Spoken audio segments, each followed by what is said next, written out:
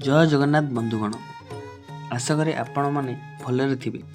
महाप्रभु मानवीय लीलार अन्य एक अध्याय को आपण को स्वागत। महाप्रभु वर्ष सारा नीलकंदर अवस्थान करी लीला खेला करुछंती।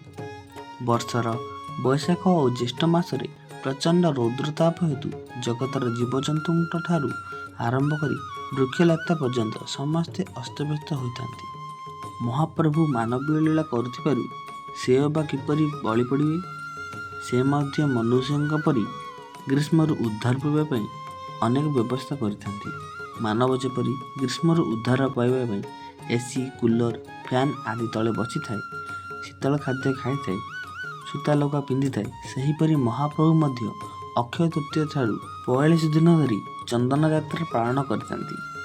एही यात्रारे महाप्रभुଙ୍କ चलंती विग्रह श्री मदन मोहन, श्रीदेवी, भूदेवी मणि विमान एवं रामकृष्ण पालिंकी विजय होई नरेंद्र पुष्करणी को जाइथांती। महाप्रभु सह श्रीक्षेत्र पंचु पांडव मध्य सामिल होइथांती। नरेंद्र पुष्करणी रे नौका विहार, दिन चाप, रात्रि चाप, चंदन काल एवं शीतल भोग प्राप्त होई पुनः श्रीमंदिर को प्रत्यावर्तन करथांती। महाप्रभु द्विपहर धूप बढ़िया पर महाप्रभु सुशीतल चंदन लगे होता। महाप्रभु संध्या धूप पर श्रीमंदिर रे आरंभ होता आलट चामर सेवा।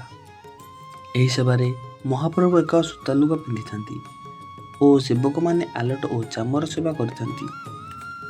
यही समय श्रीमंदिर संपूर्ण भाव अंधकार होता है। साधारण मनुष्य जेपरी विवाह बंधन रे बांधि होता है, सेहीपरि ज्येष्ठ शुक्ल एकादशी दिन महाप्रभु विवाह उत्सव श्रीमंदिर रे आडंबर सहकारे पालित होता है। असह्य गरम हेतु महाप्रभु ज्येष्ठ शुक्ल पूर्णिमा बा देवस्नान पूर्णिमा रे 108 गरा जल रे महास्नान करथांती। अत्यधिक स्नान हेतु मनुष्य को जेपरी ज्वर हुए, सेहीपरि महाप्रभु मध्य ज्वर रे पीड़ित हुअन्ति। ज्वर हेले मनुष्य को जेपरी शरीर पीड़ा हेबा सह डाक्तरଙ୍କ द्वारा मेडिसिन खाइबा परे ज्वर भल होइथाय, सेहीपरि श्रीजू माने मध्य शरीर पीड़ा अनुभव करिथांती।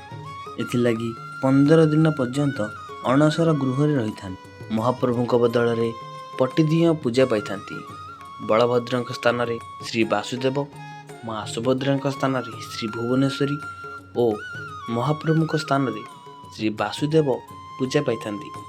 महाप्रभु मध्य साधारण मनुष्य परी राजवैद्य परामर्श क्रमे 10 मूल मोदक एवं फलमूल आहार करिथांती। 15 दिन पर महाप्रभु भल होइथांती।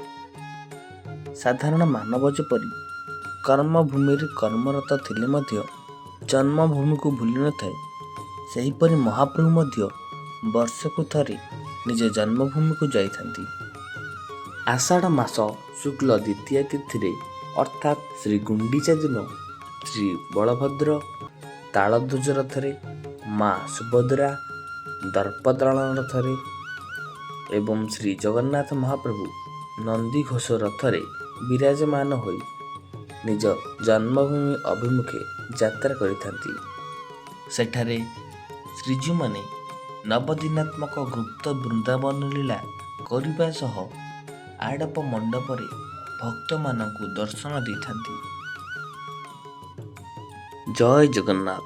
रथ जाए गड़ी गड़ी, चक जाए गड़ी गड़ी, पड़ता डोरे टणा उटोरा सुहे दईत करड़ी। अरे भक्ते ने तेरे तते भिड़ी, धरी थारे रथ दौड़ी रे बाई मन, धरी थारे रथ दौड़ी, धरी थारे रथ दौड़ी रे बाई मन, धरी थारे रथ